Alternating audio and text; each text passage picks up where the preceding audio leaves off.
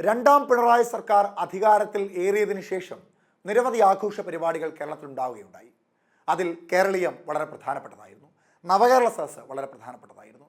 അങ്ങനെ സാമ്പത്തികപരമായി വലിയ നഷ്ടത്തിൽ മുൻപോട്ട് പോകുന്ന കേരളത്തെ സംബന്ധിച്ച് ഇത്തരത്തിൽ പല ആഘോഷ പരിപാടികളും സർക്കാർ മുൻപോട്ട് വെച്ചിരുന്നു.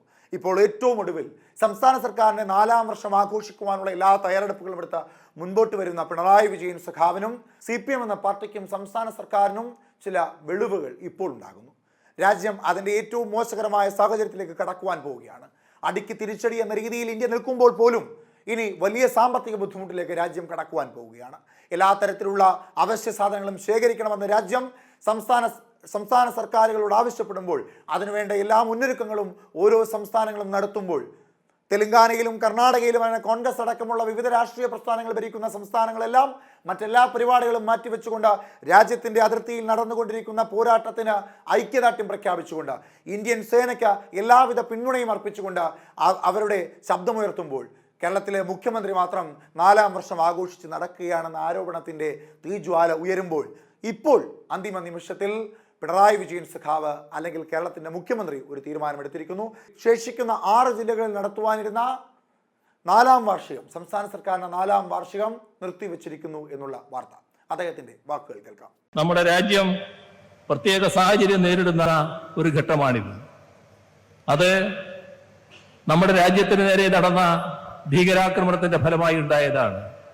നിർഭാഗ്യരായ നമ്മുടെ സഹോദരങ്ങൾ കൊല ചെയ്യപ്പെടാനിടയായ ഭീകരാക്രമണം. ആ ഭീകരാക്രമണത്തെ രാജ്യം ഒറ്റക്കെട്ടായാണ് അപലപിച്ചത്.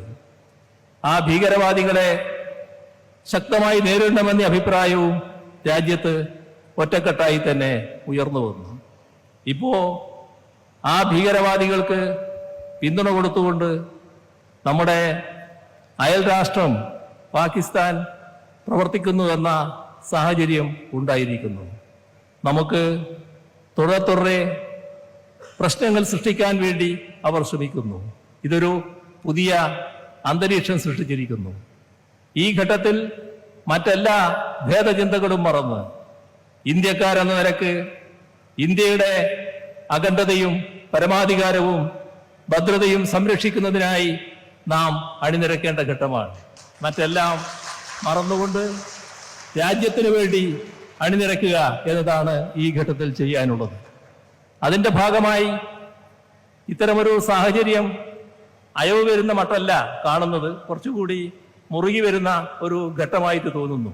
അങ്ങനെ ഒരു ഘട്ടത്തിൽ ഞങ്ങള് ഈ 4ാം വാർഷികാഘോഷ പരിപാടികൾ ഈ ഘട്ടത്തിൽ നടത്തുന്നത് ഔചിത്യപൂർണമാണോ എന്നൊരാലോചന ഇന്ന് ഉച്ചയ്ക്ക് ചേർന്ന മന്ത്രിസഭാ യോഗം നടത്തുകയുണ്ടായി.